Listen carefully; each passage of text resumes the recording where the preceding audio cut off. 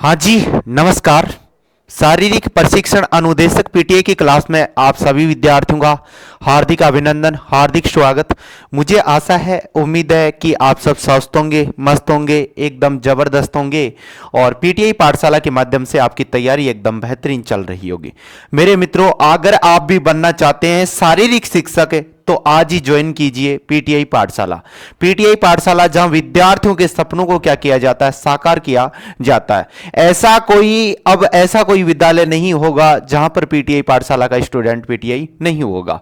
अब हर विद्यालय में हमारा स्टूडेंट क्या होगा, पीटीआई होगा। हम चाहते हैं कि पीटीआई पाठशाला के माध्यम से हर घर तक कोचिंग पहुंचा सके। जो भी विद्यार्थी इस क्लास से जुड़ गया, ऐसा मानिएगा कि उसने कंप्लीट वीडियो देख ली, उसका सिलेक्शन तो होगा ही, लेकिन आप मानिए कि मैं सिलेक्शन नहीं, उसका टॉप रैंक के साथ सिलेक्शन होता है तो बड़ी हमें भी बहुत ज्यादा खुशी होती है। तो इसलिए सब साथी जुड़ जाइए और जो भी अगर आप वीडियो देखो तो शुरू से और अंत तक वीडियो देखा करो। इसीलिए तो कहा जाता है कि आपने सुना होगा, सुना है क्या सबने? अरे यस या नो? घर वाले बोलते हैं बार बार कि मेरा लाल और लाली घर तभी आएगा, मेरा लाल और लाली घर तभी आएगा जब शारीरिक शिक्षक बन के आएगा। अगर आपको अपने माँ बाप के सपने साकार करने हैं, खुद के सपने साकार करने हैं और आप भी चाहते हो जीवन में गवर्नमेंट जॉब पाना, तो आप पीटीआई पाठशाला से जुड़ जाइए। क्योंकि मेरे दोस्तों, यहां पर ईमानदारी के साथ शिक्षक आपको क्या कराएंगे, मेहनत करवाएंगे और साथ साथ आपको रेगुलर मेहनत करना है। रेगुलर आप भी मेहनत करोगे तो आपका भी सिलेक्शन हो जाएगा। जी हां, तो आज अपनी नई यूनिट रहेगी और यूनिट के बारे में मैं बता दूं दोस्तों, योग एवं मनोरंजन के बारे में। योग एवं मनोरंजन।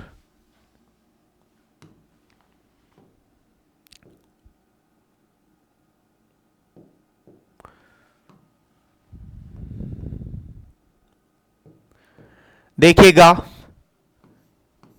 देखो यूनिट नंबर 8, यूनिट नंबर कौन सी रहेगी भाई? अपनी 8 रहेगी।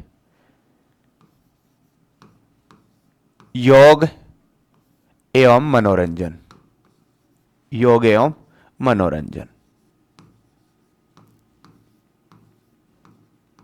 योग एवं मनोरंजन। अब योग एवं मनोरंजन आपको मैं बता देना चाहता हूं कि राजस्थान पीटीआई एग्जाम में यहां से जो आपके सवाल आएंगे इस यूनिट से, वो आएंगे 20 सवाल आएंगे। पर सवाल 2 नंबर का होगा, यानी ये यूनिट आपकी कितने नंबर की रहने वाली है? 40 नंबर की रहने वाली है। इसी के साथ साथ और आपको बता देना चाहता हूं कि यानी इसी के साथ आपका भले ही केवीएस हो, केवीएस, एनवीएस,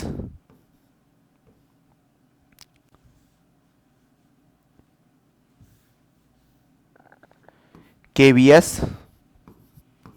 एनवीएस और फिजिकल एजुकेशन का ऑल इंडिया में कहीं भी आपका पेपर हो, इस यूनिट से कम भी जो आपके सवाल पूछे जाते हैं, कम से कम हर जगह कितने सवाल आते हैं? 10 सवाल इस यूनिट से हमेशा पूछे जाते हैं।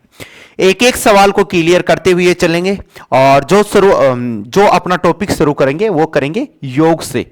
योग की आध्यात्मिक दुनिया यानी योग या योगा के बारे में आज अपन पढ़ने वाले हैं। समझिएगा, सबसे पहले अपन बात करें योगा की। योग या योगा।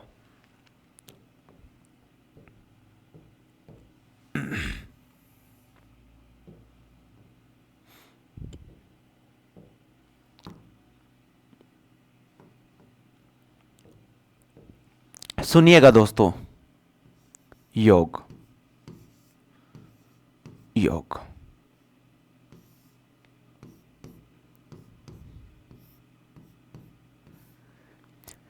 कि सर योग है क्या? योग है क्या?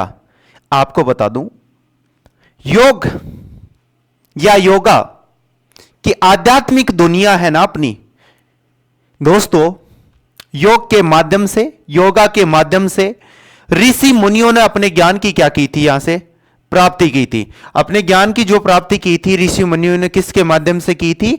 तो वो योग के माध्यम से ऋषि मुनियों ने किसकी प्राप्ति की थी? ज्ञान की प्राप्ति की थी। अपने से सवाल बनेगा कि योग का शाब्दिक अर्थ क्या होता है। आपसे पूछे कि योग का शाब्दिक अर्थ क्या होता है, आपसे पूछे योग का क्या भाई शाब्दिक अर्थ, क्या शाब्दिक अर्थ। योग का शाब्दिक अर्थ पूछे तो आपको बताना है, योग का शाब्दिक अर्थ पूछे तो क्या बताना है, जोड़ना या मिलाना। क्या करना भाई, जोड़ना या मिलाना, जोड़ना या मिलाना योग का क्या होता है दोस्तों, शाब्दिक अर्थ होता है। क्या होता है, शाब्दिक अर्थ होता है। कि सर आपने बताया कि शाब्दिक अर्थ होगा जोड़ना या मिलाना, लेकिन ये कड़ी कैसे चलती रहती है, इस कड़ी की बात करें, जैसे 2 हो गया, 4 हो गया, 6 हो गया, 8 हो गया, 10 हो गया, 12 हो गया, इस प्रकार से ये कड़ी आगे से आगे चलती रहती है। यानी योग से पहले खुद आदमी खुद जुड़ेगा आध्यात्मिक दुनिया से, और उसके बाद में क्या कि वो समाज को जोड़ेगा, इस प्रकार से धर्म को जोड़ेगा, हर कड़ी को वो जोड़ता हुआ चला जाएगा। अब बताते हैं कि योग हर युग में देखा जाता है।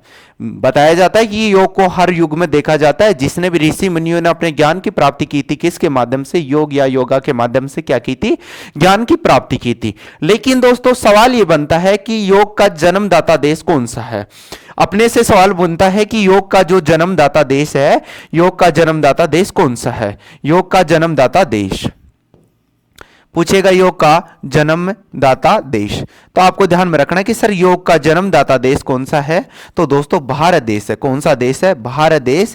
भारत देश वो सोने की चिड़िया कहलाने वाला अपना भारत देश योग का क्या है दोस्तों, जन्मदाता है। आज आप मानिए कि जब से योग दिवस मनाना स्टार्ट किए हैं, जब से योग दिवस मनाना स्टार्ट किए हैं, 21 जून 2015 से योग दिवस मनाना स्टार्ट किए हैं, तब से यानी भारतीय संस्कृति का विश्व में क्या लहरा रहा है, प्रचार प्रसार लहरा रहा है। आपको यहां तक एकदम क्लियर हुआ। अब दोस्तों योग के ऊपर कैसे किस प्रकार से मुद्दा उठाया गया। अब क्या होता है कि 2014 के अंदर किसकी सरकार बनती है, बीजेपी की सरकार बनती है, भारतीय जनता पार्टी की सरकार बनती है, भारतीय जनता पार्टी की सरकार बनती है। तो मेरे दोस्तों योग गुरु बाबा रामदेव योग गुरु, अभी बाबा रामदेव क्या करते हैं कि मोदी सरकार के सामने रखते हैं कि भाई योग को विश्व स्तर पर क्या लिया जाना चाहिए, गोद लिया जाना चाहिए। तो मोदी साहब क्या करते हैं, संयुक्त राष्ट्र महासभा में गुणोत्तरवीय 70 को संबोधित करते हुए, गुणोत्तरवीय 70 को संबोधित करते हुए और विश्व समुदाय से क्या करते हैं, अपील करते हैं कि साहब योग को विश्व स्तर पे क्या लिया जाना चाहिए, गोद लिया जाना चाहिए। तो दोस्तों बताया जाता है 155 देशों में से, कितने देशों में से, 155 देशों में से, कितने देशों में से, 155 देशों में से इसका समर्थन कितने देश करते हैं, 177 देश करते हैं। 100 यानी आप समझिए कि 155 देशों में से 177 देश इसका क्या करते हैं, समर्थन करते हैं कि साहब हां विश्व स्तर पे इसको गोद लेंगे, और वो भी बिना किसी वोटिंग के इसका क्या करते हैं, समर्थन करते हैं। यहां तक एकदम क्लियर, नो डाउट। तो देखिएगी अब वहां पे इस बात को लेकर बात हुई कि साहब इसकी डेट निश्चित क्या करे, डेट निश्चित क्या करे। तो बोले योग किया क्यों जाता है, बोले लंबी आयु के लिए। किसके भाई, किसके लिए, लंबी आयु के लिए, यानी दीर्घ आयु के लिए। लंबी आयु का मतलब हो जाएगा दीर्घ आयु के लिए। योग क्यों किया जाता है दोस्तों, लंबी आयु यानी लंबी उम्र के लिए, लंबी आयु, आयु का मतलब उम्र के लिए, लंबी आयु के लिए। बोले आप ऐसा करो दोस्तों, इसकी जो डेट रखो वो रखो 21 जून के, कौन सी रखो, 21 जून। बोले 21 जून ही क्यों रखे, बोले 21 जून क्या होता है, सबसे लंबा दिन है। 21 जून कैसा भाई, सबसे लंबा दिन है। 21 जून क्या है, सबसे लंबा दिन, सबसे लंबा दिन, सबसे लंबा दिन, सबसे लंबा दिन, सबसे लंबा दिन। बोले 21 जून क्या है, सबसे लंबा दिन है। और 21 जून को क्या आती है दोस्तों, ग्रीष्म संक्रांति आती है। 21 जून को क्या आती है भाई, ग्रीष्म संक्रांति, ग्रीष्म संक्रांति, ग्रीष्म संक्रांति। ग्रीष्म संक्रांति कब आती है? 21 जून को। 21 जून क्या होता है? सबसे लंबा दिन होता है। बोले योग इसलिए किया जाता है कि दीर्घ आयु के लिए, लंबी उम्र जीने के लिए, और दोस्तों इसमें आध्यात्मिक ज्ञान की प्राप्त होती है, और आत्मा का क्या किया जाता है? परमात्मा से मिलन होता है, और अंतिम इच्छा जो मनुष्य की होती है वो क्या होती है? मोक्ष की प्राप्ति करना। तो मेरे दोस्तों, आप यहां पर हर चीज को जान पाओगे कि सत्य क्या है, झूठ क्या है। और योग के दोस्तों कहने का मतलब, आप यानी एक दो नियम भी फॉलो कर लेते हो ना अपनी जिंदगी में, तो जिंदगी इतनी अच्छी हो जाती है कि जिसकी कोई हद नहीं है। जिंदगी इतनी अच्छी हो जाती है कि जिसकी कोई हद नहीं है। यहां तक एकदम क्लियर है। अब उन्होंने निश्चित किया कि कौन सा किया जाए, तो बोले 21 जून इसकी क्या कर देते हैं? फिक्स डेट कर देते हैं। तो प्रथम योग दिवस मनाया गया था। कौन सा योग दिवस मनाया गया था? जो प्रथम योग दिवस मनाया गया था। प्रथम योग दिवस कब मनाया गया था? तो आपको ध्यान में रखना कि प्रथम योग दिवस मनाया गया था। प्रथम योग दिवस, प्रथम योग दिवस ध्यान में रखना। प्रथम योग दिवस कब मनाया गया था? तो आप सबको ध्यान में रखना कि प्रथम योग दिवस मनाया गया था 21 जून 2015 को। कब मनाया गया था? 21 जून 2015 को मनाया गया था। कब मनाया गया था? 21 जून 2015 को। प्रतिवर्ष अब कब मनाते हैं? प्रतिवर्ष 21 जून को। प्रतिवर्ष विश्व स्तर पे कब मनाते हैं? अभी 21 जून को क्या मनाते हैं दोस्तों? 21 जून को अपन क्या मनाते हैं? योग दिवस मनाते हैं। क्या मनाते हैं? योग दिवस मनाते हैं। प्रथम योग दिवस कब मनाया गया? 2015 में। लेकिन आपको एक सवाल और ध्यान में रखना है कि 2025 में। कब भाई? 2025 में। कब भाई? 2025 में। 2025 में कौन सा योग दिवस मनाया गया है? 11वां योग दिवस। कौन सा मनाया गया है? 11वां योग दिवस मनाया गया। 11वां योग दिवस मनाया गया। कौन सा योग दिवस मनाया? 11वां योग दिवस मनाया गया 2025 में। कब से कब तक चला था ये? 15 जून से स्टार्ट हुआ था। कब से स्टार्ट हुआ था? 15 जून से 21 जून तक। 21 जून तक। और दोस्तों एक और ध्यान में रखना, राजस्थान सरकार द्वारा, दोस्तों राजस्थान सरकार के द्वारा, किस सरकार के द्वारा? राजस्थान सरकार के द्वारा। राजस्थान सरकार द्वारा, राजस्थान सरकार द्वारा, राजस्थान सरकार द्वारा दोस्तों brand ambassador, brand ambassador, brand ambassador किसे बनाया गया? तो दोस्तों आपको ध्यान में रखना 21वें दोस्तों 11वें योग दिवस पे ब्रांड एम्बेसडर किसे बनाया गया था? तो आप ध्यान में रखना डॉक्टर सौम्या गुर्जर को। किसको बनाया गया? डॉक्टर सौम्या गुर्जर को। किसको बनाया गया? तो आपको ध्यान में रखना डॉक्टर सौम्या गुर्जर। ये ध्यान में रख लोगे, सौम्या गुर्जर। यहां तक एकदम क्लियर हुआ? कोई नो डाउट? अब देखो आपको यह ध्यान में रखना है कि सारी चीजें एक एक चीजों को क्लियर करते हुए, प्रथम योग दिवस कब मनाया गया? तो अपना जवाब होना चाहिए 21 जून 2015 को कौन सा प्रथम योग दिवस मनाया गया था? 21 जून 2015 को प्रथम योग दिवस मनाया गया था। ध्यान में रखो, कोई दिक्कत नहीं होगी। और 2025 में 11वां योग दिवस मनाया गया, और जिसकी दोस्तों आप ये इसकी 11वें योग दिवस की आपसे ये और ध्यान में रख लेना, इसकी थीम क्या थी? क्या भाई? थीम आपको ध्यान रखना, एक पृथ्वी, एक पृथ्वी, एक पृथ्वी, एक पृथ्वी, एक एक पृथ्वी, एक पृथ्वी, एक पृथ्वी, एक स्वास्थ्य के लिए योग, एक स्वास्थ्य के लिए योग, स्वास्थ्य के लिए योग, के लिए योग, यानी पृथ्वी एक है के लिए योग, और सबका स्वास्थ्य एक है, तो सब क्या रहे भाई? निरोगी रहे। पृथ्वी पे जितने भी जीव रहते हैं वो सब क्या रहे? स्वस्थ रहे, निरोगी रहे। वसुदेव की कुटुंबकम की नीति है, यही दर्शाती है पूरा पृथ्वी अपना क्या है? एक परिवार है।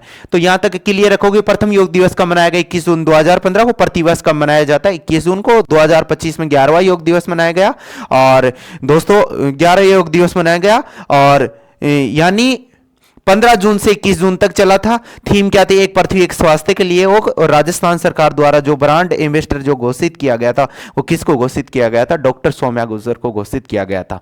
तो यहां तक आप बता दोगे? कोई नो डाउट? कहीं भी कोई दिक्कत नहीं होगी। इसीलिए तो दोस्तों रख हौसला, वो मंजर भी आएगा, प्यासे के पास चल के समुंदर भी आएगा। तो पीटीआई पाठशाला चैनल से जुड़ के तो देख, तू शारीरिक शिक्षक भी बन के दिखाएगा। अब ऐसा कोई विद्यालय नहीं होगा जहां पर पीटीआई पाठशाला का स्टूडेंट शारीरिक शिक्षक नहीं होगा। तो मेरे प्रिय भाई और बहनों, मैं आपसे यही कहना चाहता हूं कि सब मेरे भाई और बहनों, देवी और सजनों, यूट्यूब चैनल को सब्सक्राइब कर लो, और साथ ही साथ आप इससे जुड़ जाओ। हर क्लास को आप देखा करो, है ना? हर क्लास क्लास को आप देखा करो, जहां आप कोचिंगों में महंगी महंगी फीस ली जाती है, मोटी मोटी, वहां भी तो तुम भरते हो ना। यहाँ तो हम आपके लिए फ्री उपलब्ध करा रहे हैं कि गरीब बच्चों का भी भला हो सके, और जो बच्चे हकीकत में जो जानना चाहते हैं कि सब्जेक्ट क्या है, हम कैसे क्लियर करें। सर हमारे कितनी समस्या है, तमाम समस्याओं का समाधान करने के लिए तो मैंने ये पीटीआई पाठशाला एकेडमी खोली है, आपके सपनों को साकार करने के। हम चाहते हैं कि हमारे विद्यार्थियों के लिए बहुत ज्यादा अच्छे से अच्छा कार्य करे। तो यहां तक आपको एकदम ध्यान में रखना है कि सवाल वगैरह ये आपको बता दिया था। योग एवं मनोरंजन की 20 सवाल आएंगे 40 नंबर के, और योग का शाब्दिक अर्थ होता है जोड़ना या मिलाना। ये कड़ी ऐसे चलती रहती है। जन्मदाता देश पूछा जाए कि योग का जन्मदाता देश कौन सा है, तो आपका जवाब होना चाहिए कि सर भारत है। और लंबी आयु के लिए प्रतिवर्ष दोस्तों 21 जून को सबसे लंबा दिन होता है, और ग्रीष्म संक्रांति भी कब आती है, 21 जून को। उसके बाद में ये भी आपको ध्यान में रखना, प्रथम योग दिवस कब मनाया गया, 21 जून 2015 को। प्रतिवर्ष कब मनाया जाता है, 21 जून को। और 2025 में 11वां योग दिवस मनाया गया, और कब से कब तक चला था दोस्तों, 15 जून से और 21 जून तक। थीम क्या थी, एक पृथ्वी एक स्वास्थ्य के लिए योग। और राजस्थान सरकार द्वारा ब्रांड एम्बेसडर किसे बनाया गया था, 11वें योग दिवस पर डॉक्टर सौम्या गुर्जर को। बताओ यहां तक एकदम कोई समस्या किसी प्रकार की नहीं होगी। आगे चले।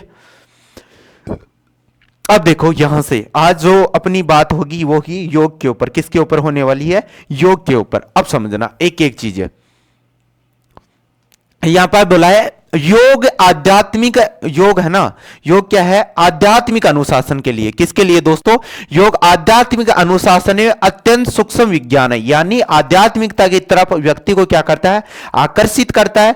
व्यक्ति आध्यात्मिकता की तरफ जाता है, उसे ज्ञान की प्राप्त होती है, तो उसकी बुद्धि का विकास होगा। वो इस पे क्या करेगा, सही व गलत की सोचने की क्या रहता है, क्षमता रखता है। सही को सही बोलता है और झूठ को क्या बोलता है, झूठ। सूक्ष्म विज्ञान है, यानी बहुत बारीकी का विज्ञान है। सूक्ष्म विज्ञान का मतलब होता है बहुत बारीकी का विज्ञान है। क्योंकि मेरे मित्रों समझिएगा कि जहां पर किसी बीमारी का इलाज डॉक्टरों से नहीं होता, जहां पर किसी बीमारी का इलाज डॉक्टरों से नहीं हो सकता, उसका इलाज दोस्तों मेडिटेशन के माध्यम से किया जाता है। मेडिटेशन के माध्यम से, यानी जो भी व्यक्ति रेगुलर योग करता है तो शरीर तो उसका हष्ट पुष्ट रहेगा हमेशा दोस्तों, उसका आलस्य दूर हो जाएगा। और आलस्य मनुष्य का क्या होता है, सबसे बड़ा शत्रु होता है, सबसे बड़ा दुश्मन बताया गया। इसलिए रेगुलर व्यक्ति को मेडिटेशन करना चाहिए, आसन करना चाहिए, योग से उससे जुड़ा रहना चाहिए। खुद तो करे ही करे, साथ ही साथ दोस्तों और लोगों को भी वो जोड़े। और साथ ही साथ आज सरकार के द्वारा कितने मेडिटेशन सेंटर खोल दिए गए, तो उनका ज्यादा से ज्यादा आपको क्या उठाना चाहिए, फायदा उठाना चाहिए। जब आप सारी चीजों को प्रैक्टिकली करोगे तो हर चीज को आप समझ पाएंगे। सूक्ष्म विज्ञान पर आधारित ज्ञान है, यहां पे है जो मन तथा शरीर में सामंजस्य। सामंजस्य का मतलब होता है मन व शरीर में क्या बैठाता है, तालमेल बैठाता है। मन व शरीर में आपस में क्या बैठाता है, ये तालमेल बैठाता है। मन या शरीर का आपस में क्या बैठाते हैं, सामंजस्य। सामंजस्य का मतलब होता है कि आपस में ये क्या बैठाता है, तालमेल बैठाता है। बताओ यहां तक क्लियर। और आत्मा का परमात्मा से एकीकरण करवाता है योग के माध्यम से दोस्तों। आत्मा का परमात्मा से क्या होता है, एकीकरण, यानी क्या होता है, जुड़ाव होता है। अंतिम इच्छा जो होती है व्यक्ति की होती है मोक्ष की प्राप्ति करना। किसकी प्राप्ति करना, मोक्ष की प्राप्ति करना। संसार छोड़ के जाना तो है, सत्य है कि मौत सत्य है। जो व्यक्ति संसार में आया है उसको एक दिन जाना पड़ेगा। जो व्यक्ति संसार में आया है उसको एक दिन जाना पड़ेगा, यह सत्य है। किसी को इस बात का घमंड हो कि मैं क्या पता यहां का तानाशाह हूं। कई लोगों आजकल तो बहुत टीचरों को इस बात का घमंड है कि क्या पता हम तो बड़ी तोप हो गए। कोई तोप नहीं है यहां पे ना, सब भगवान ये आपको ये किराए का मकान दिया है, इसमें अच्छे से रहिए। दूसरे का हित भी नहीं तो हित आपको नहीं करना है ना, हमेशा पॉजिटिव रहना है, सकारात्मक रहना है। और मैं तो चाहता हूं कि विद्यार्थियों के लिए एक एक पल हम इतना कुछ करके जाएं कि जाने के बाद में भी दुनिया अपने को क्या रखे, याद रखे। खेल व्यक्तित्व हमारा क्या जुड़े, नाम जुड़े। तो ये सब ऐसा ही है ना, कभी भी आपको घमंड नहीं करना चाहिए। और चाहे छोटे हो बड़े, बड़ों का तो अपन सम्मान करते हैं, छोटू से भी अपने को प्यार करना चाहिए ना। सबकी अपने को रेस्पेक्ट करनी चाहिए, इज्जत करनी चाहिए। और ये सारी चीजें किससे सीखी जाती हैं। लोग तो किसी को अपन नमस्कार भी करते हैं ना आगे से, तो वो सोचता है क्या पता मेरे में कितने एक लक्षण है ना, अगलो गुरु जी माने सामा से नमस्कार करें। ऐसा नहीं, ये मान सम्मान होता है, ये अपने संस्कार होते हैं। और व्यक्ति का तभी, उसके व्यक्तित्व का तभी पता चलता है कि व्यक्ति किस परिवार से विलोम कर रहा है, उसके संस्कार कैसे हैं। तो जीवन में अपने संस्कार बहुत अच्छे रहने चाहिए, बाहरी दुनिया पे दिखावा नहीं करना चाहिए। जो सत्य है वो सत्य है, और हमेशा सत्य बोलने की सोचना चाहिए। भले किसी को बुरा लगे या सही लगे, कुछ देर लग जाएगा, लेकिन उसका जो परिणाम आएगा ना, रिजल्ट आएगा, वो एकदम क्या आएगा, पॉजिटिव आएगा ना। इसीलिए तो कहा जाता है कि कोई लक्ष्य मनुष्य के साथ से बड़ा तो नहीं, हारा हुई जो आज तक कभी लड़ा नहीं। अब जो भाई तैयारी नहीं करेगा तो उसका सिलेक्शन तो कैसे होगा। आप मेहनत कीजिए, रेगुलर आप क्लास लीजिए, तो आपका सिलेक्शन ही नहीं, टॉप रैंक के साथ सिलेक्शन होगा। जो लोग आज आपको ताना दे रहे वही कल आपको सैल्यूट करेंगे। ये दुनिया का है। असफलता अनाथ है, असफलता अनाथ है, और सफलता में हजारों लोग आपके क्या है, साथ हैं। कुछ लोग ऐसे ही आप मिलेंगे। उन तमाम बातों को आप छोड़ के और अपने लक्ष्य के ऊपर, अपने गोल पे आप ध्यान रखिए कि मुझे इस भर्ती में 2026 की वैकेंसी में ऑल इंडिया में चाहे फिजिकल एजुकेशन का कहीं पेपर हो, मुझे सिर्फ मेरी एक सीट क्या करना है, निश्चित करना है। उस सीट पे आप रेगुलर मेहनत करोगे तो जरूर क्या बनोगे, आप पीटीआई बनोगे। एकीकरण करवाता है। अब दोस्तों यहां पर क्या बोला है, भगवत गीता। भगवत गीता में भगवान श्री कृष्ण ने लिखा है, भगवत गीता के अंदर भगवान श्री कृष्ण ने लिखा है कि व्यक्ति चाहे उसके सामने दोस्तों क्या सुख हो, चाहे उसके सामने दुख हो, शत्रु यानी दुश्मन हो, मित्र हो, चाहे उसको लाभ हो या हानि हो, आदि द्वंद्वों में समभाव रखने को ही क्या कहा जाता है, योग कहा जाता है। यहां पर साफ साफ इस प्रकार से लिखा गया है कि व्यक्ति के सामने चाहे कितना ही दुख हो, कितना ही उसके सामने क्या हो, सुख हो, दुख हो, लोभ हो, लालच हो, मित्र हो चाहे दुश्मन हो, शत्रु यानी दुश्मन हो, हर परिस्थिति में व्यक्ति को समान रूप से, हर परिस्थिति में व्यक्ति को समान रूप से क्या दिखाई देना चाहिए। कैसा भी उसके सामने, कैसा भी कुछ विपरीत समय आए, सही है गलत, उसको चाहे कभी लाभ हो, लालच हो, लेकिन हर दुख सुख में व्यक्ति को समान रूप से क्या दिखाई देना चाहिए। यह बात करने वाले कौन है, भगवान श्री कृष्ण ने भगवत गीता में यह चीज लिखी है कि व्यक्ति को कैसी भी परिस्थिति हो, परिस्थिति के अनुसार डल जाना चाहिए, लेकिन एक समान रूप से दिखाई देना चाहिए। ऐसा नहीं कि आपको बहुत ज्यादा यानी प्रॉफिट हो गया, लाभ हो गया, तो आप इतने ईगो में हो गए, क्या पता मुझे तो क्या ही मिल गया। कुछ भी नहीं, वो कुछ दिन के लिए। सब चीजें यहां पर स्थायी नहीं है ना। गुरुत्वाकर्षण का बल कहता है कि जो ऊपर चीज फेंकोगे वो नीचे आएगी ना, जो ऊपर जाता है वो नीचे भी आता है। भगवान सबको समय देता है, मां सरस्वती माता भी सबको समय देती है। एक एक दिन हर टीचर को मौका देती है। एक वीडियो ऐसा आता है यूट्यूब के ऊपर कि वो उनको बहुत ज्यादा फेमस करके चला जाता है ना, और एक वीडियो ऐसा आता है कि बहुत ज्यादा गिरा के चला जाता है। इसलिए हर परिस्थिति के अंदर भगवत गीता यह सिखाती है अपने को कि व्यक्ति को हर परिस्थिति के अंदर व्यक्ति को समान रूप से क्या दिखाई देना चाहिए। व्यक्ति के सामने कैसी भी परिस्थिति आ जाए, समान रूप से व्यक्ति को क्या दिखाई देना चाहिए। ये बात किसमें कहता है, भगवत गीता के अंदर भगवान श्री कृष्ण ने ये लिखा है। बताओ यहां तक कोई क्लियर, कोई दिक्कत नहीं होगी। यहां पे आगे बोला है कई भगवत गीता को सर्वांगीण योग तथा सर्वांगीण मार्ग भी कहा जाता है, कि भगवत गीता को सर्वांगीण मार्ग यानी दोस्तों व्यक्ति अगर भगवत गीता का नॉलेज लेता है तो व्यक्ति का क्या होता है, सर्वांगीण विकास होता है। उसको मार्ग यानी उसको रास्ता दिखाती है। अगर जीवन में जो व्यक्ति एक बार भगवत गीता पढ़ लिया, उसने रामायण पढ़ ली, महाभारत पढ़ ली, तो वो ऐसे कार्य कभी नहीं कर सकता। उसको पहले से क्या हो जाएगा, अनुभव हो जाएगा। लेकिन अपने ऐसा नहीं पढ़ाया जाता। अपने तो ऐसा कहां, अब ये तो सिर्फ यहां ये ऐसा नॉलेज है जो भगवत गीता हो गई, रामायण हो गई, महाभारत, इनका तो सिर्फ आज भी कहां दिया जाता है, गुरुकुल में। भौतिक ज्ञान भी दिया जाता है, भौतिक ज्ञान के साथ साथ आध्यात्मिक ज्ञान भी कहां दिया जाता है, गुरुकुल में ही दिया जाता है। इसीलिए गुरुकुल की शिक्षा बहुत अच्छी शिक्षा है, और वहां पे योग के बारे में सारी चीजें, आध्यात्मिक ज्ञान के बारे में, अगर जिस विद्यार्थी ने गुरुकुल में अपनी शिक्षा की है वो विद्यार्थी शायद इतना विद्वान होगा जिसकी कोई हद नहीं। उसकी अच्छी बुद्धि का विकास होगा, वो हर चीज को समझ पाएगा, धार्मिकता से भी जुड़ेगा, और क्या सत्य है और क्या झूठ है उन सब चीजों को वो पास से देख पाएगा। और जो व्यक्ति नजदीक से इन सब चीजों को देखता है वो जीवन में कभी वो ठोकर खा नहीं सकता।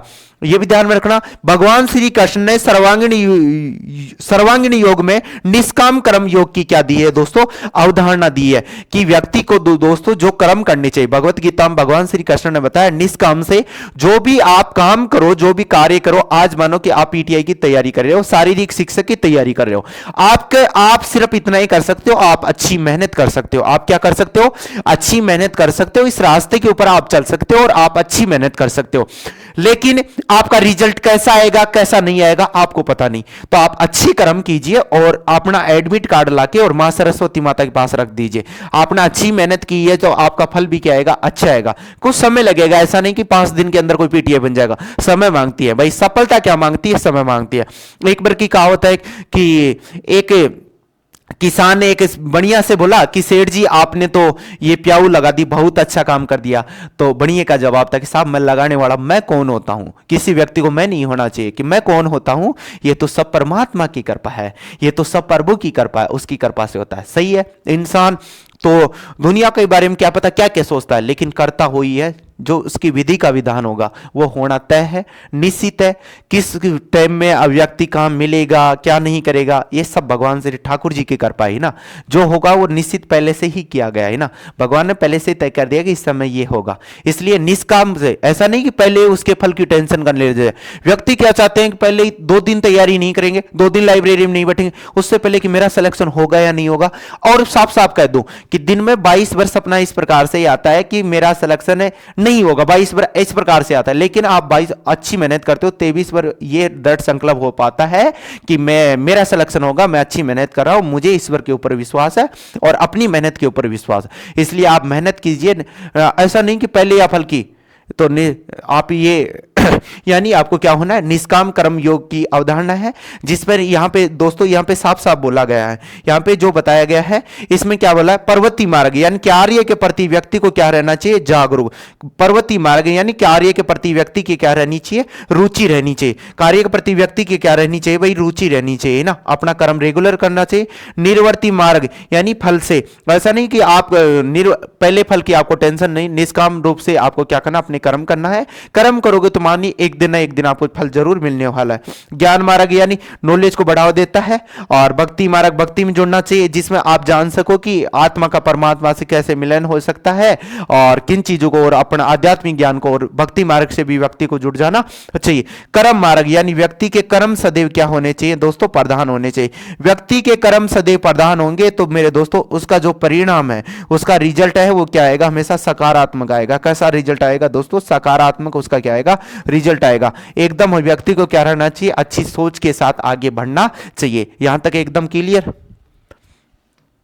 उसके बाद में बोला गया है कठोपनिषद में, कठोपनिषद में बताया गया है, कठोपनिषद में है कि मन तथा इंद्रियों को सरुचिपूर्ण नियंत्रित करना ही क्या है, योग है। कठोपनिषद ये कहता है कि मन तथा इंद्रियों की चंचलता को रोकना चाहिए और सरुचिपूर्ण अच्छे सकारात्मक रूप से चलना ही क्या बताया गया है, योग बताया गया। किसमें दोस्तों, कठोपनिषद में बोला गया मन तथा इंद्रियों को सरुचिपूर्ण नियंत्रित करना।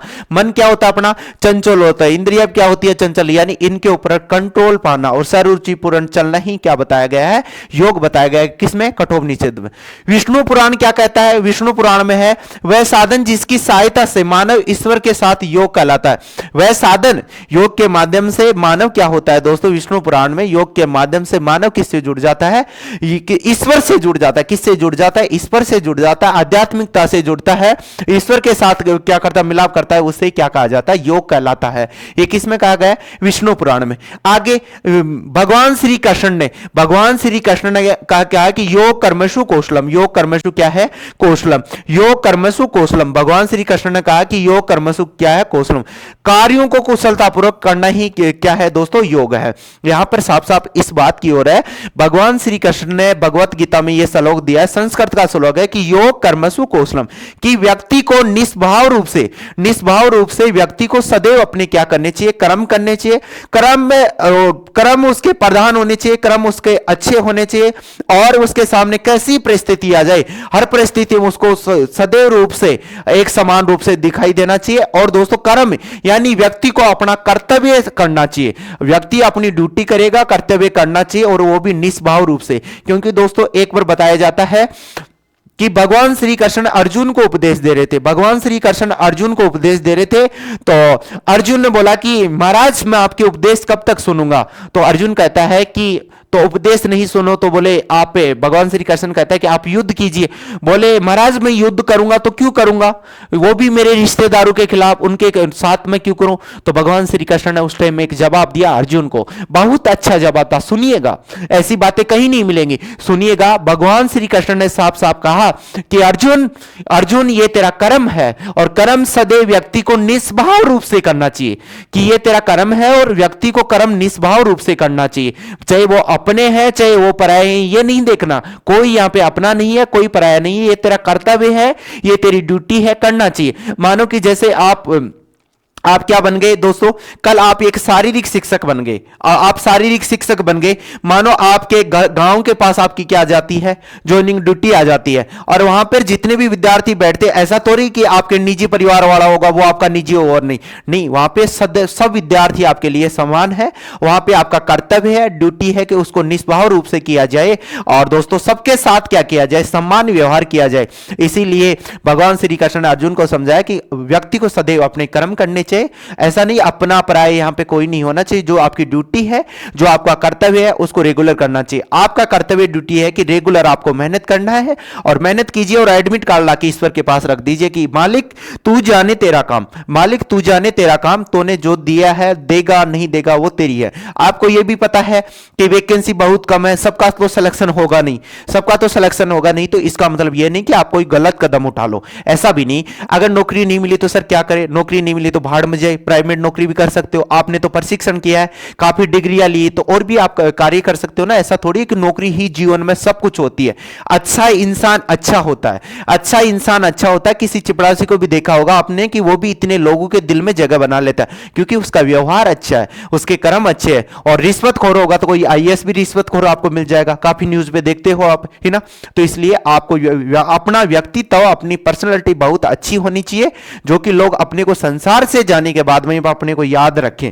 अब कुछ लोग होंगे कि आप आगे बढ़ोगे तो आपकी सफलता से जलन करेंगे, मजबूरी में आपको बधाई देंगे, वो सब लोगों को छोड़ दीजिए और आप सदैव अपने बारे में सोचिए और लोगों का बारे में भला सोचिए।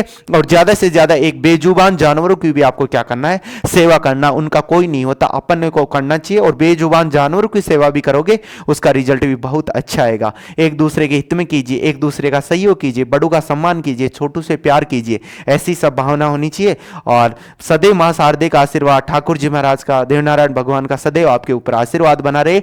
और मैं चाहूंगा कि इस वैकेंसी मेरे तमाम भाई बहनों का टॉप रैंक के साथ सिलेक्शन हो। ऐसी मैं ईश्वर से आपके उज्जवल भविष्य की शुभकामना करता हूं। मैं दिनेश। यहां तक देखा दोस्तों, बौद्ध धर्म के अनुसार, बौद्ध धर्म में क्या बताया गया, बौद्ध धर्म के अनुसार देखना दोस्तों, बौद्ध धर्म में कहा गया है कि कुशल कुशल चित्त यानी चित्त का कुशल यानी कुशल चित्त यानी मन की एकाग्रता ही क्या है दोस्तों, कुशल यानी अच्छे भाव से मन की चित्त, चित्त का मतलब होता है मन की एकाग्रता। मन के ऊपर जिसने कंट्रोल पा लिया, इसके ऊपर दोस्तों एकाग्रता पा ली ही। यहां पे बोला एकाग्रता ही क्या बताया गया, योग, यानी मन की जो चित्त है इसके ऊपर व्यक्ति कंट्रोल कर लेता है ना, वो सदैव हमेशा कुशल चीज से, मन से अगर उसने एकाग्रता पा ली ना, तो हर जगह क्या होगा, सफल होगा, सक्षम होगा। यानी इसलिए मन के ऊपर, मन की चंचलता के ऊपर अपने क्या लगानी चाहिए, रोक। क्योंकि मन अगर अपने अभी जयपुर क्लास ले रहे हैं अभी, लेकिन अपना मन और कहीं भटक रहा है कि आज कि फलाना की बहू वहां मुंबई घूमने के गई है, गोवा गई है, तो तमाम वो संसार की बातें छोड़िए, अपने मन के ऊपर कंट्रोल पाना चाहिए, एकाग्रता यानी एक जगह ही आपका क्या होना चाहिए, ध्यान होना चाहिए। जो भी कार्य करो उसको रुचिपूर्ण आपको करना चाहिए। उसके बाद महर्षि पतंजलि के अनुसार दोस्तों, महर्षि पतंजलि यानी योग का जनक किसे कहा जाता है दोस्तों, महर्षि पतंजलि को कहा जाता है। सवाल बन सकता है, देखिएगा देखिएगा जो सवाल बनेगा आपका, इस प्रकार से आपका सवाल बन सकता है, ध्यान में दीजिएगा।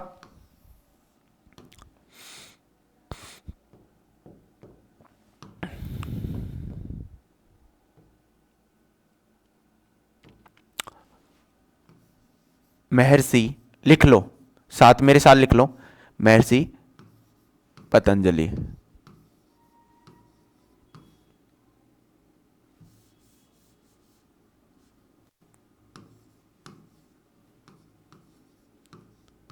महर्षि पतंजलि दोस्तों, महर्षि पतंजलि, महर्षि पतंजलि को क्या कहा जाता है, योग का जनक। क्या कहा जाता है, योग का जनक, योग का जनक। सवाल बनेगा कि योग का जनक किसे कहा जाता है, योग का पिताजी किसे कहा जाता है। आपका जवाब होना चाहिए कि सर महर्षि पतंजलि को कहा जाता है। किसे कहा जाता है, महर्षि पतंजलि को कहा जाता है। किसको कहा जाता है, महर्षि पतंजलि। महर्षि पतंजलि क्या कहा जाता है, योग का जनक कहा जाता है। एक और ध्यान में रखना, महर्षि पतंजलि के गुरु का क्या नाम था, ध्यान में रखना आपको, महर्षि पतंजलि के गुरु का नाम, महर्षि पतंजलि के गुरु का नाम क्या था दोस्तों, महर्षि पतंजलि के गुरु का नाम आपको ध्यान रखना, प्रसिद्ध प्रसिद्ध व्याकरणाचार्य, व्याकरणाचार्य प्रसिद्ध व्याकरणाचार्य पाणिनि, क्या नाम था भाई? पाणिनि। दोस्तों पाणिनि जी लगाएंगे ना, संबोधन करते हैं। आप ध्यान में रखना, आपसे पूछे कि योग का जनक किसे कहा जाता है, जवाब होना चाहिए महर्षि पतंजलि। गुरु का नाम पूछे तो दोस्तों प्रसिद्ध व्याकरणाचार्य पाणिनि जी इनके गुरु थे। और आधुनिक योग का जनक किसे कहा जाता है, तो आप ध्यान में रखें कि तिरुमलई कृष्णमाचार्य जी को आधुनिक योग का क्या कहा जाता है, जनक। आप ध्यान में रखना, योग का जनक पूछे, पिता पूछे तो क्या बताओगे दोस्तों, महर्षि पतंजलि को कहा जाता है। और महर्षि पतंजलि का जो जन्म हुआ था किस राज्य में हुआ था, उत्तर प्रदेश में हुआ था, गोड़ा के निकट हुआ था। इनके गुरु का क्या नाम था, प्रसिद्ध संस्कृत की दोस्तों व्याकरणाचार्य, प्रसिद्ध व्याकरणाचार्य पाणिनि इनके गुरु का नाम था। और मानिए जिनका गुरु पाणिनि रहा हो तो उनका शिष्य बहुत बड़ा बलशाली होगा। और जो आज ये पतंजलि के जो प्रोडक्ट चलते हैं दोस्तों, ये महर्षि पतंजलि के नाम चलते हैं, आप भी इसके ऊपर जो ज्यादा कार्य कर रहे हैं योग गुरु बाबा रामदेव कर रहे हैं। बताओ यहां तक एकदम क्लियर, नो डाउट। ऐसे ही सवाल तो आते हैं आजकल, है ना। अरे बड़े ध्यान से पढ़ाना पड़ता है। और मेरे जो भी शिष्य होंगे ना, शिष्य क्या है यार, मैं तो कभी बेटा बेटी तो बोलता ही नहीं है ना, मैं तो साफ कहता हूँ कि मेरे प्यारे भाई और बहनों। तो मैं आपसे यही रिक्वेस्ट चाहूँगा कि सिर्फ नौकरी लग के आइएगा, आप मिठाई में खिलाऊंगा और एक साथ एक डब्बा और दूंगा। आप कहोगे ना कि दिनेश सर उस होटल में चलना है अपने को पार्टी करने, उसी में चलेंगे ना। सिर्फ आपको क्या करना है, नौकरी लग के आना है, रेगुलर जुड़े रहना है, सब साथियों को भी इससे जोड़ के आपको रखना है। तो जहाँ भी कहीं भी किसी प्रकार के आपके सामने कोई समस्या नहीं रहे, तो आप जनक पूछे तो बता दोगे, और आधुनिक योग का पूछे तो तिरुमलई कृष्णमाचार्य को कहा जाता है। महर्षि पतंजलि का गुरु का क्या नाम था, प्रसिद्ध व्याकरणाचार्य पाणिनि इनके गुरु का नाम था। ये भी आपको ध्यान में रखना है। तो ये भी आप ध्यान में रखोगे ना कि योग से तात्पर्य दोस्तों योग चित्तवृत्ति निरोधी, यानी दोस्तों मन की चंचलता, मन की चंचलता के ऊपर क्या लगाना, चित्त का मतलब होता है मन, मन के ऊपर क्या करना है, कंट्रोल करना है। ये बात करने वाले कौन है, महर्षि पतंजलि कहते हैं कि मन के ऊपर व्यक्ति को क्या करना चाहिए, कंट्रोल। वर्तियों मन व दोस्तों इंद्रियों को नियंत्रित करना ही क्या है, योग। यानी जो अपनी इंद्रियां है, इंद्रियां चलायमान होती है। अब क्या होता है कि उम्र ही ऐसी होती है, कुछ उम्र ऐसी होती है उसमें न चाहते हुए भी अपन कंट्रोल नहीं कर पाते, लेकिन उसका जब वो परिणाम आता है ना, रिजल्ट, तो वो गलत आता है। इसलिए मन के ऊपर, अपनी इंद्रियों के ऊपर जिस व्यक्ति ने काबू कर लिया, उनको वश में कर लिया, तो वह हर जगह मेरे दोस्तों क्या कर सकता है, जीत हासिल कर सकता है। ये बात कौन कहते हैं, महर्षि पतंजलि। योग का जीवन में महत्व, योग जीवन से जीने की एक पद्धति है जो व्यक्ति के संपूर्ण व्यक्तित्व का क्या करती है, विकास में सहायक होती है। जैसे व्यक्ति के संपूर्ण विकास में सहायक होती है, जिसमें सामाजिक विकास भी होता है, राजनीतिक विकास भी होते हैं, बौद्धिक या मानसिक विकास भी होता है, धार्मिक विकास भी होता है। इन सब के लिए ये क्या होती है, सहायक है, यानी इन सब के लिए क्या होती है, ये मददगार होती है। ये भी ध्यान रखना, योग शारीरिक तथा मानसिक स्वास्थ्य के लिए संवर्धन में क्या होता है, सही रहता है। इसके मतलब ये समझिए कि आपका इससे क्या रहेगा, मानसिक स्वास्थ्य भी ठीक रहेगा और शारीरिक स्वास्थ्य भी ठीक रहेगा। और दोनों स्वास्थ्य आपके ठीक है तो आप जो भी कार्य करोगे, सर्वरुचि पूर्ण करोगे, उसका परिणाम भी अच्छा आएगा।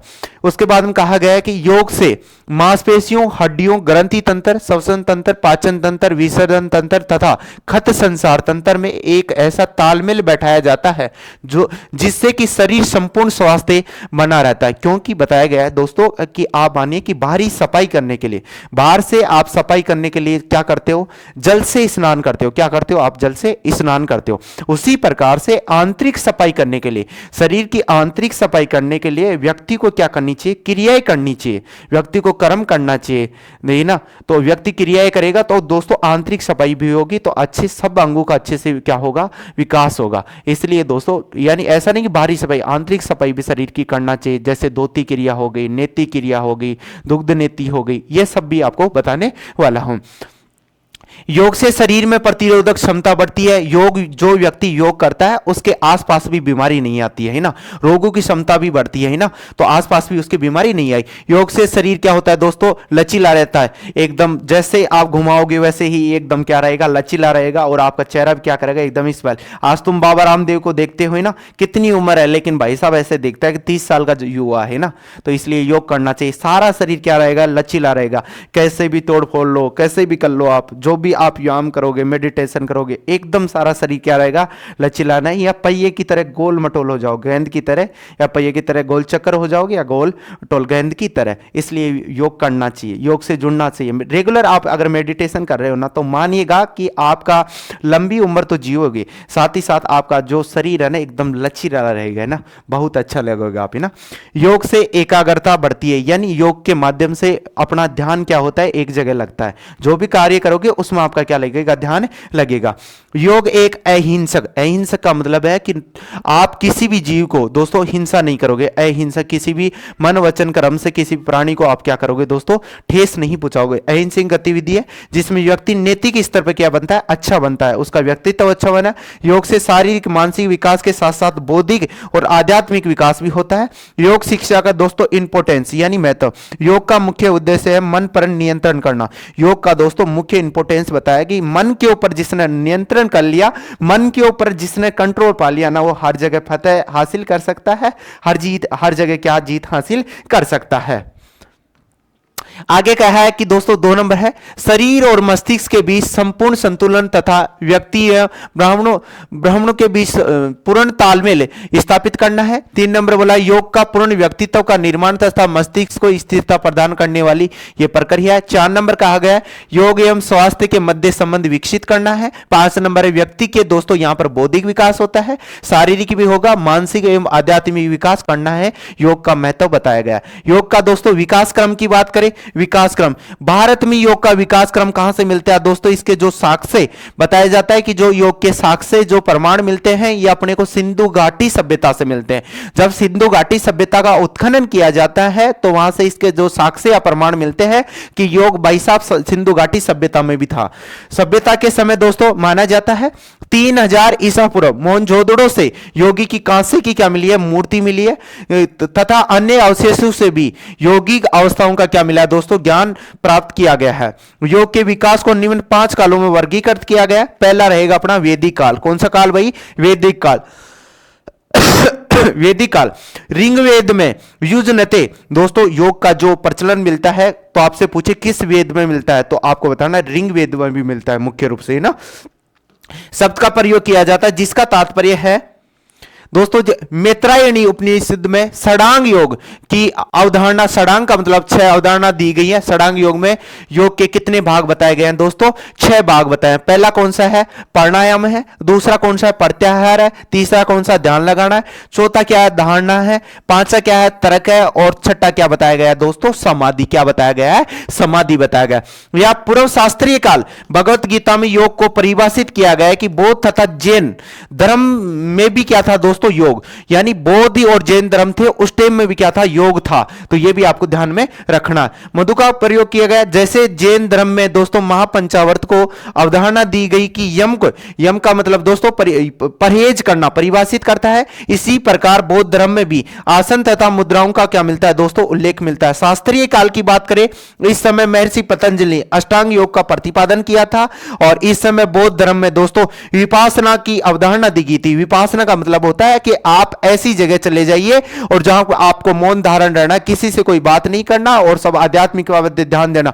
अगर व्यक्ति विपासना के लिए चला जाता है, व्यक्ति विपासना के व्रत में चला जाता है, तो उसको सामान्य यानी 2-3 महीने के लिए वहां पे बुलाते हैं। उसके बाद में अगर व्यक्ति को सामान्य अवस्था में आने में कम से कम 3-4 महीने लग जाते हैं, उसको कुछ भी अच्छा नहीं लगता, वो सोचता है कि यहां पे कुछ भी नहीं, वो आध्यात्मिकता की तरफ वो जुड़ जाता है। ये भी थोड़ा सा आपको ध्यान में रखना है।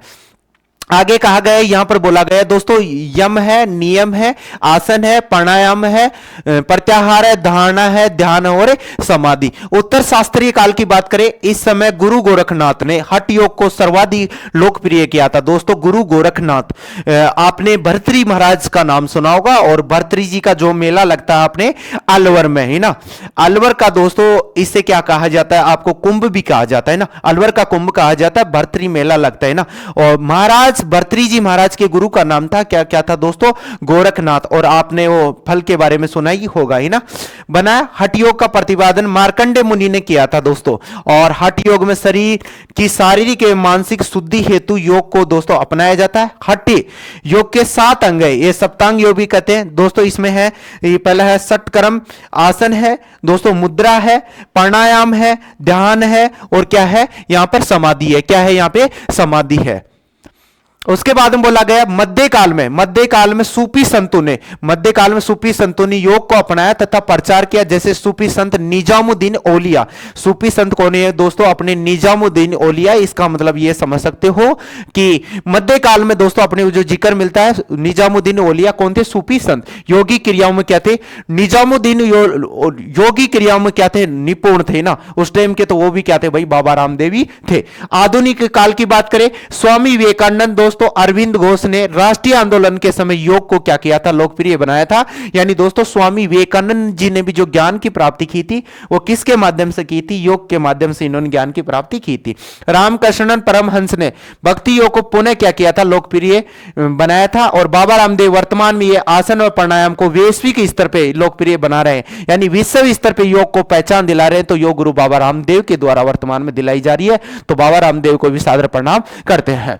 अष्टांग योग की बात करें दोस्तों, पतंजलि ने अपनी पुस्तक योग सूत्र, आपसे पूछेगा योग सूत्र पुस्तक किसकी है, तो आपका जवाब होना चाहिए कि सर योग सूत्र पुस्तक महर्षि पतंजलि की है। किसकी है? महर्षि पतंजलि। इन्होंने अष्टांग योग का प्रतिपादन किया। इनके अनुसार दोस्तों चित्त की वृत्तियां यानी मन की वृत्तियां कंट्रोल अवगुणों की ओर हटाकर हमेशा, यानी जो भी व्यक्ति के अवगुण है उनको हटाना चाहिए और सद्गुणों की ओर व्यक्ति को हमेशा सदैव आगे बढ़ना चाहिए। इसके ऊपर ये जोर देते हैं।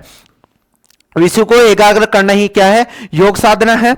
योग भक्ति के दोस्तों आध्यात्मिक सुख की क्या है? अनुभूति कराता है। यह भी आपको ध्यान में रखना है। उसके बाद में कहा गया है दोस्तों शरीर मन व आत्मा की शुद्धि के लिए पतंजलि ने अपने योग सूत्र में योग के निम्न 8 अंगों का क्या किया था? वर्णन किया था दोस्तों। पहला कौन सा था? यम।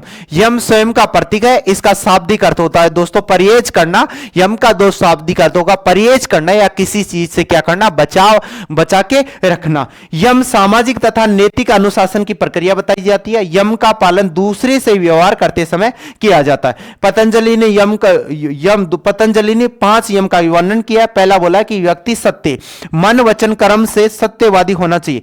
व्यक्ति बोला कि कहा गया कि व्यक्ति को मन वचन और कर्म से हमेशा क्या होना चाहिए? सत्यवादी होना चाहिए। यम का पालन करना ये मन की शुद्धता तथा अभिव्यक्ति की क्या है? सत्यवादिता को दर्शाता है। अहिंसा का मतलब होता है मन वचन कर्म से किसी को भी ठेस नहीं पहुंचाना। अहिंसा का मतलब होता है कि मन वचन कर्म से किसी को भी ठेस नहीं, मन वचन कर्म से किसी को भी शारीरिक तथा मानसिक स्तर पर चोट नहीं पहुंचाना तथा महत्व करना। साथ ही किसी दूसरे के प्रति चिंता दोस्तों घृणा ईर्ष्या व क्रोध की भावना न रखना ही अहिंसा है। सभी के प्रति दोस्तों सद्भाव प्रेम रखना ही क्या है? अहिंसा।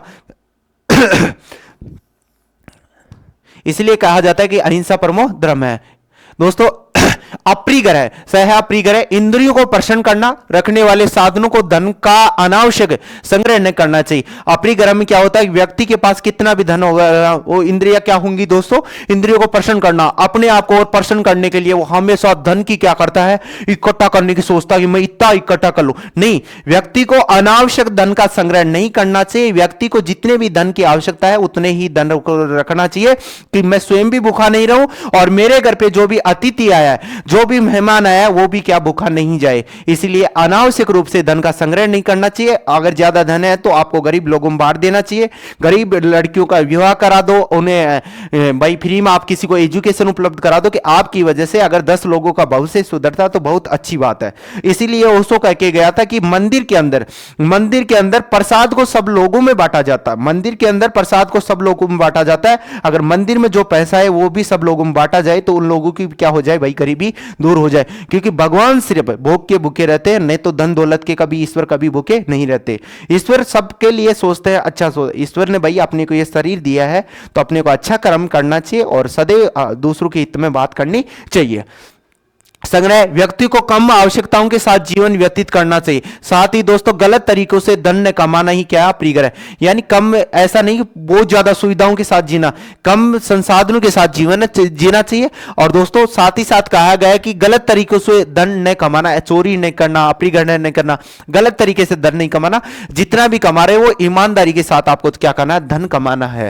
दोस्तों असत्य, असत्य में मन वचन कर्म से दूसरे की वस्तु को न चाहना, प्राप्त करना ही क्या है दोस्तों, चोरी करना असत्य कहलाता है। इसमें क्या करना है कि आप मन वचन कर्म से, कई बार क्या होता है कि आप मन मना करता है फिर भी दूसरों की चोरी कर लेते हैं। किसी की वस्तु के ऊपर जानते पूछते अपने को अधिकार नहीं, अपनी वस्तु है तो अधिकार जमाइए, लेकिन दूसरे की वस्तु पे चोरी नहीं करना चाहिए, चाहे वो कितनी आकर्षित करे, कितनी वो सुंदर है, ये भी आपको ध्यान में रखना। ब्रह्मचर्य, चारित्रिक स्वयं में अपनी इंद्रियों पर नियंत्रण करना ही क्या है, ब्रह्मचर्य का पालन। ब्रह्मचर्य ये सिखाता है, ऐसा नहीं कि आप शादी नहीं करो, आप शादी कीजिएगा, और आप दोस्तों शादी करोगे तो आप संभोग भी करोगे। अगर बिना संभोग के तो संतान की प्राप्ति नहीं होती ना, लेकिन जो संभोग किया जाता है वो सिर्फ संतान प्राप्ति के लिए किया जाता है। लेकिन आजकल लोग तो इसे क्या बना लिए, मनोरंजन का साधन बना लिए। ब्रह्मचर्य का पालन है कि जो भी आप, और पराई स्त्री की तरफ आपको देखना नहीं, स्त्री को भी पराई पुरुष की तरफ नहीं देखना, और पुरुष को भी पराई स्त्री की तरफ नहीं देखना, सपने भी नहीं छोड़ना, उसको ब्रह्मचर्य का क्या करना चाहिए, पालन। और जो भी दोस्तों संभोग किया जाता है, संभोग इसलिए किया जाता है कि संतान की प्राप्ति हो सके, बिना फिजिकल एक्टिविटी के तो संतान की प्राप्ति भी नहीं हो सकती। आगे है नियम, अपने प्रति किया गया शारीरिक तथा मानसिक अर्थात आत्म नियमन की दोस्तों प्रक्रिया ही क्या है, नियमन है। इसका उल्लेख व्यक्ति की आत्म शुद्धि है, इसमें आंतरिक बाह्य पर शांति प्राप्त की जाती है, यह शरीर पर तथा इंद्रिय पर नैतिक अभ्यास है। सोच यानी स्वस्थता, आगे कहा गया है यानी सोच यानी स्वस्थता, मन एवं शरीर की आंतरिक बाह्य सफाई ही क्या कहलाती है दोस्तों, सोच कहलाती है। बाहर से भी व्यक्ति को एकदम अच्छे से साफ सफाई से रहना चाहिए, और आंतरिक रूप से भी उसको हमेशा क्रियाएं करनी रहनी चाहिए। और शरीर की बाहरी सफाई आंतरिक शुद्धता की आवश्यक है। आंतरिक शुद्धता के लिए की जाने वाली क्रियाओं के षटक्रम है, जिसमें क्या की जाती दोस्तों, नेति क्रिया की जाती है, धोती क्रिया की जाती है, नोली क्रिया की जाती है, बस्ती क्रिया की जाती है, कपाल भाती क्रिया की जाती है, और तराट क्रिया की जाती है। संतोष, संतोष मन की वह अवस्था जिसमें व्यक्ति अनुकूल या प्रतिकूल परिस्थितियों में खुश संतुष्ट रहता है। हमारे पास जो है उसमें संतुष्ट रहना ही संतोष है। व्यक्ति को गलत माध्यम से वस्तु व साधनों को जुटाने का प्रयास नहीं करना चाहिए।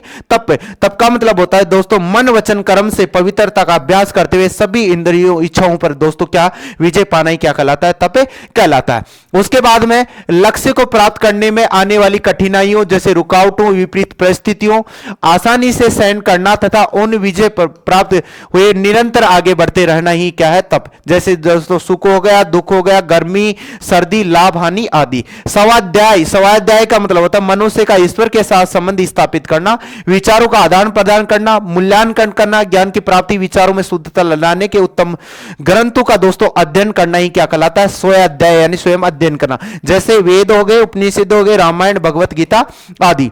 उसके बाद में यह है ईश्वर प्राणी दान, ईश्वर को दोस्तों समर्पण, ईश्वर की भक्ति तथा अपने समस्त कर्मों को उसमें दोस्तों समर्पित करना ही क्या कहलाता है, ईश्वर प्राणी दान। मन में दोस्तों हमेशा यह विचार रखना चाहिए कि मेरे जीवन में शरीर मन बुद्धि सत्ता के साथ मैंने अच्छे से अच्छा करके जाऊं तो दुनिया आने वाले समय में मेरे क्या रखे, यादें रखे। ये भी आपको ध्यान में रखना है। उसके बाद उनका है इसीलिए व्यक्ति को अपने समस्त संसाधनों का सत्कर्मी में करना चाहिए। आसन, आसन का मतलब शरीर में स्थायित्व तथा मन की एकाग्रता लाने के लिए शरीर की विशेष मुद्रा में बनाए रखना क्या कहलाता है, आसन कहलाता है। महर्षि पतंजलि ने कहा था स्थिर सुखम आसनम, स्थिर सुखम आसनम यानी सुखपूर्वक बैठने की अवस्था को क्या कहा जाता है, आसन कहा जाता है। जैसे कोई चटाई हो गई, वहां पे सुखपूर्वक बैठो और लंबे समय तक आप बैठ सको और ध्यान लगा सको, बनाए रखना आसन कहा जाता है। महर्षि पतंजलि इसे स्थिर सुखम आसनम के रूप में परिभाषित किया, अर्थात कष्ट बिना लंबे समय तक शरीर को एक स्थिति में बनाए रखना ही आसन कहलाता है। ब्राह्मण उपनिषद आसन को चीरकाल यानी लंबे समय तक सुरपूर्वक बैठने में परिभाषित किया गया। महर्षि पतंजलि ने आसन को सर्वप्रथम परिभाषित किया। इसे व्यवहारिक रूप से लोकप्रिय बनाने वाले गुरु कौन थे दोस्तों, उनका नाम था दोस्तों गोरखनाथ। क्या नाम था, गोरखनाथ। क्या नाम था, गोरखनाथ। ये नाम नहीं है, गोरखनाथ है। वानप्रस्थ आगर्मियों और ऋषि मुनियों तथा योगियों ने वन के जीव जंतु की गतिविधियों के अध्ययनों से भी आसनों का क्या किया दोस्तों, प्रतिपादन किया है। उसके बाद में प्राणायाम की बात करें, प्राणायाम में देखते हैं श्वास लेने या छोड़ने के प्रवाह को नियंत्रित करना, ऊर्जा के स्रोतों को दोस्तों अपने शरीर में रोकने का नाम क्या कहा जाता है? प्राणायाम। यानी अपने प्राणों को रोक के रखना। प्राणायाम का मतलब होता है अपने प्राणों को रोक के रखना दोस्तों, अर्थात यह खास तथा उच्छ्वास के विच्छेदन, नियमन, नियंत्रण, संतुलन तथा अनुशासन की प्रक्रिया है। प्राणायाम में दोस्तों निम्न 3 चरण होते हैं। पूरक, पूरक का मतलब होता है दोस्तों श्वास लेना। पूरक यानी श्वास लेना, और श्वास कितने सेकंड में लोगे? 4 सेकंड। पूरक, पूरक का मतलब होता है श्वास लेना और 4 सेकंड तक। कुंभक यानी दोस्तों श्वास को, यह है श्वास, श्वास दोस्तों कुंभक, कुंभक में श्वास को रोकना। रोक के कितनी देर तक रखना है आपको? श्वास को रोक के कितनी देर तक रखना है? तो आपको 16 सेकंड तक रखना है। रेचक श्वास दोस्तों ये श्वास है ना, श्वास, श्वास को छोड़ना यानी 8 सेकंड में आपको छोड़ना। अनुपात पूछे तो 1:4 इसका 2 अनुपात हो जाएगा। ठीक है, ये भी आप ध्यान में रखना है। उसके बाद प्राणायाम के दोस्तों लाभ, इससे शरीर में दोस्तों O2 की आपूर्ति सुगम होती है, और सिराओं की, जो अपने शरीर की जो सिराएं है उनकी क्या होती है दोस्तों? सफाई होती है। उसके बाद में इसमें फेफड़े शक्तिशाली होते हैं, इसमें रक्तदाब में कमी आती है, इसमें तनाव में भी कमी आती है, इससे रोग प्रतिरोधक क्षमता में वृद्धि होती है। और प्राणायाम में दोस्तों सूर्य वेदी हो गया, उज्जयी हो गया, ब्राह्मणी हो गया, भस्त्रिका हो गया, शीतली हो गया, शीतकारी होगा, अनुलोम विलोम या प्लावनी हो गया। प्रत्याहार की बात करें, दुनिया की वस्तुओं के पीछे भागने वाली इंद्रियों को वश में करना। दुनिया के पीछे, दुनिया की चीजों को देख के आकर्षित करने वाले को उनके ऊपर क्या करना दोस्तों? कंट्रोल करना। यानी दुनिया की वस्तुओं के पीछे भागने वाली वश यानी उनके ऊपर कंट्रोल करना ही क्या कहला? प्रत्याहार।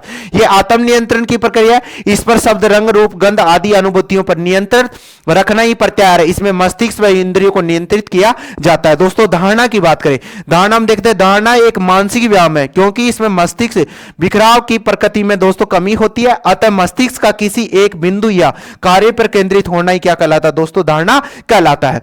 उसके बाद में धारणा समाधि की ओर पहला कदम है। यह व्यक्ति को ध्यान तथा समाधि के लिए योग बनाती है। ध्यान में देखिए दोस्तों, पतंजलि के अनुसार जहां चित्त यानी मन को लगाया जाए उसी वृत्ति को लगातार चलना ध्यान है। ईश्वर के प्रति विचारों का विरल प्रवाह, जब व्यक्ति समय तथा सीमा के बंधन से मुक्त होकर ध्यान केंद्रित करना, तो वह अवस्था ध्यान केंद्रित ध्यान कहलाती है। ध्यान समाधि के पूर्व की अवस्था है तथा मस्तिष्क की पूर्व स्थिरता प्रक्रिया के ध्यान का दोस्तों अभ्यास नहीं किया जाता, जबकि इसे प्राप्त व अनुभव किया जा सकता है। यह पूर्ण एकाग्रता की अवस्था है। समाधि में दोस्तों ध्यान की पराकाष्ठा ही क्या है? शब्दावधि है। यह व्यक्ति की दोस्तों अंतिम अवस्था बताई जाती है। समाधि दोस्तों क्या होती है? व्यक्ति की अंतिम अवस्था बताई जाती है। इसमें आत्मा का परमात्मा से क्या हो जाता है दोस्तों? मिलन हो जाता है, विलन हो जाएगा, और साथ ही साथ इसमें क्या हो जाती है? मोक्ष की प्राप्ति हो जाती है।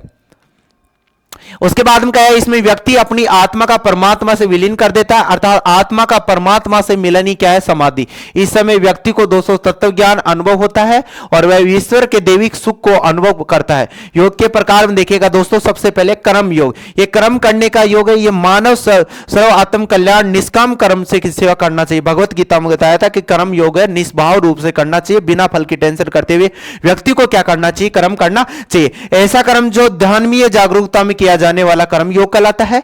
और यह कर्म करने का दोस्तों प्रेरणादायी योजक योग है। मानव को अपने पद प्रतिष्ठा से जुड़े कर्तव्यों का अनुपालन करना ही कर्म योग है। ज्ञान योग की बात करें, ज्ञान के माध्यम से ईश्वरीय रूप तथा वास्तविक सत्य का ज्ञान योग है। उसके बाद में यह ज्ञान और विवेक का क्या है दोस्तों? योग है। यह बौद्धिक शक्तियों को जगाने का माध्यम है। इसका उद्देश्य अनुमानित ज्ञान को हटाकर उसके स्थान पर प्रयोगात्मक ज्ञान को क्या लाना है।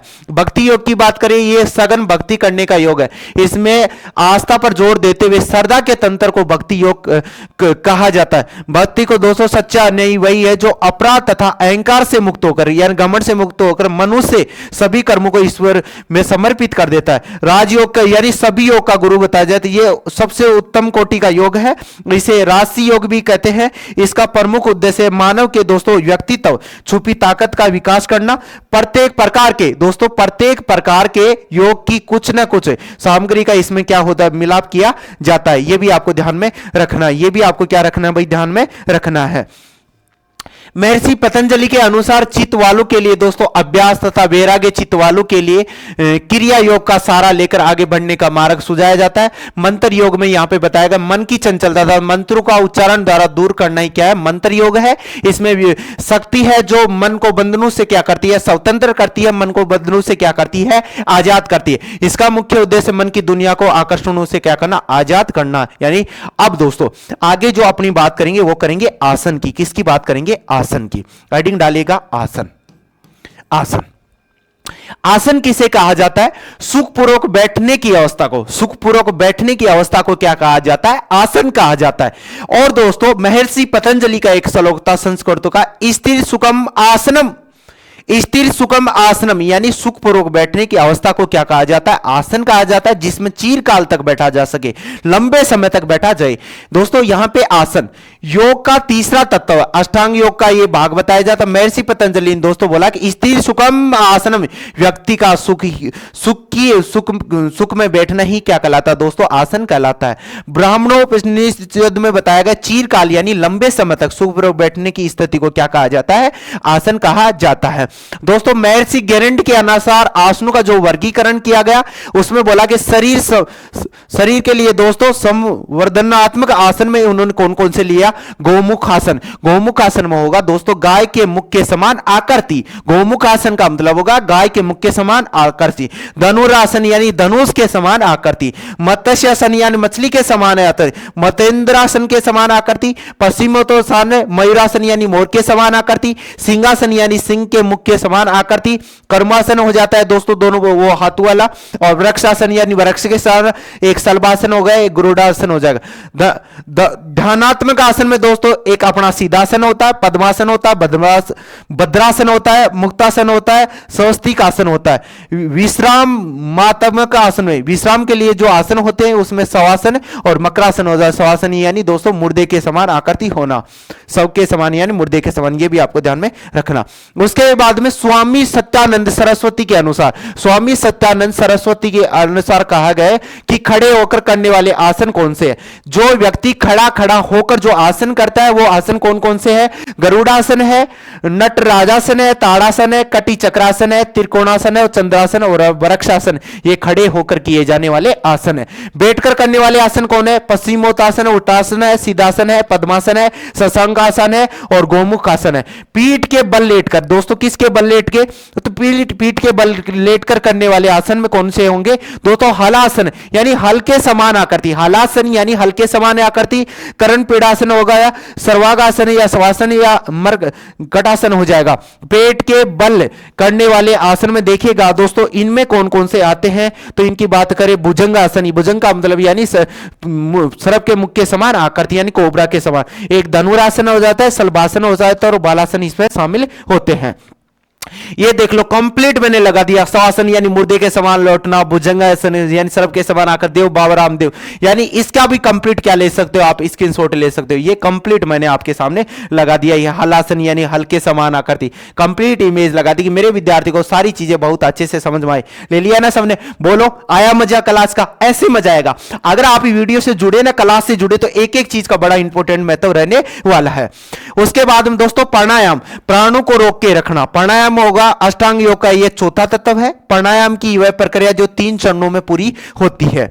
उसमें से देखिए दोस्तों प्राणायाम, जिसमें एक क्या होगा, पूरक। पूरक में क्या किया जाता है दोस्तों, सांस ली जाती है। पूरक के अंदर क्या किया जाता है, श्वास लिया जाता है। पूरक में क्या किया जाता है दोस्तों, श्वास लेना क्या कहलाता है, पूरक कहलाता है।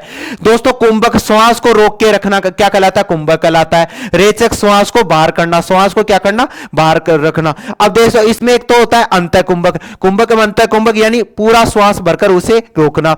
और दोस्तों एक बाह्य कुंभक यानी दोस्तों यहां पे हो जाएगा श्वास को पूरा बाहर निकालकर उसे क्या करना दोस्तों, रोकना।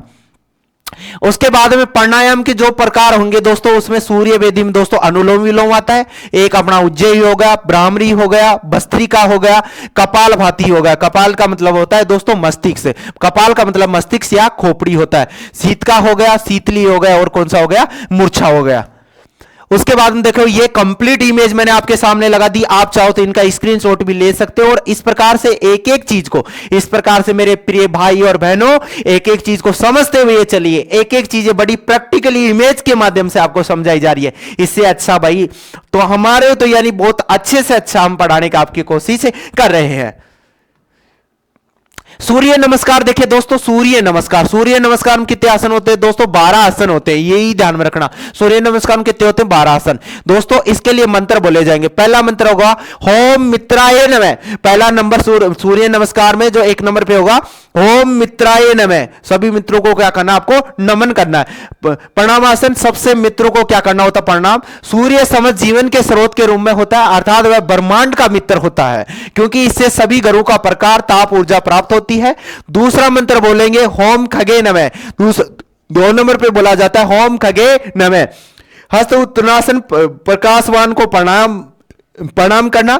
सूर्य स्वयं प्रकाशमान है और तथा संपूर्ण जीवधारियों के दिव्य आशीष प्रदान करता है। और 3 नंबर पे बोलेंगे होम सूर्याय नमः। पाद हस्तानासन क्रियाओं के प्रेरक को क्या करना? प्रणाम करना। सूर्य को ईश्वर के रूप में अत्यंत सक्रिय माना जाता है। मनुष्य के दैनिक जीवन, ये रेगुलर जीवन क्रियाओं के लिए ये प्रेरित करते हैं।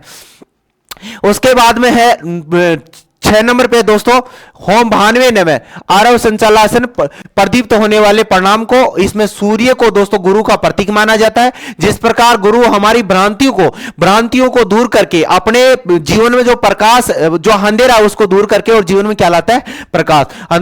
अंधकार को दूर करके प्रकाश, सूर्य भी रात्रि के अंधकार को दूर करके सवेरा प्रदान करता है। इसे हम प्रार्थना करते हैं कि अज्ञान रूपी अंधकार से दोस्तों छुटकारा मिले। और उसके बाद में दोस्तों ये 4 नंबर था ना,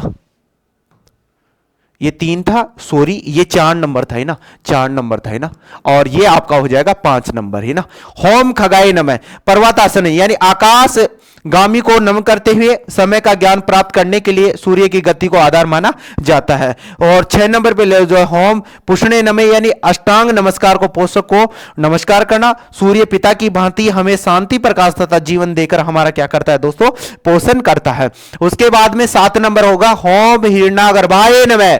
भुजंगासन श्रवणी विश्व आत्मा को प्रणाम करना। हिरण्यागर्भाय में श्रवण के अंडे के समान सूर्य की तरह चमकदार होता है। इससे सृष्टि के निर्माण बताया, यानी ब्रह्मा की उत्पत्ति थी। इसे प्रथम कार्य का प्रथम कारण माना जाता है। इसीलिए हम प्रार्थना करते हैं कि हम में दोस्तों भी रचनात्मकता का उदय हो। और दोस्तों 8 नंबर पे है होम मारीचे है नमः। होम मारीचे पर्वता सूर्य रश्मियों को प्रणाम करना। मरीच यानी ब्रह्मा पुत्रों में से एक है। इसका अर्थ मर्ग मरीचक यानी हिरण की तरह भी होता है।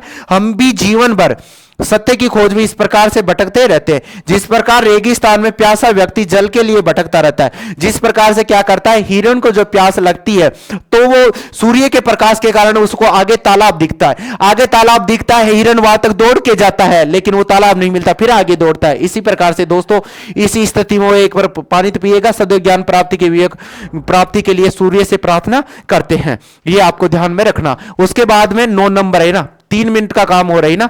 9 नंबर पे बोला गया होम आदित्याय नमः, यानी ये सब सूर्य के क्या है? पर्यायवाची। होम आदित्याय नमः। होम असुर संचालन अदिति सूर्य को क्या किया जाता है दोस्तों? इसमें प्रणाम किया जाता है। क्या किया जाता है? प्रणाम। विश्व जननी के अनंत नामों से इसे नाम अदिति भी है। ये समस्त देवों की क्या बताई जाती है? जननी, तथा इसमें समस्त रचनात्मक शक्तियां निहित होती है। इसलिए हम इस अवस्था में अनंत विश्व जननी को प्रणाम करते हैं। और 10 नंबर पे होम सावित्री ने पाद हस्तान सूर्य की उद्दीपन शक्ति को क्या किया जाता है? प्रणाम किया जाता है। सावित्री उद्दीपन अर्थात जागृत करने वाले देव, इनका संबंध उगते सूर्य के प्रतिनिधि से है जो मनुष्य को जागृत करता है वह क्रियाशील रखता है। उसके बाद 11 नंबर है होम अर्काय नमः। इसमें हस्त उत्तनासन में प्रशंसनीय को प्रणाम किया जाता है। अके से तात्पर्य है ऊर्जा से है दोस्तों। सूर्य विश्व की शक्तियों का प्रमुख स्रोत है, इसीलिए हम शक्तियों के स्रोत को क्या करते हैं दोस्तों? प्रणाम करते हैं। और अंतिम रहेगा 12 नंबर पे होम भास्कराय नमः। होम भास्कराय नमः।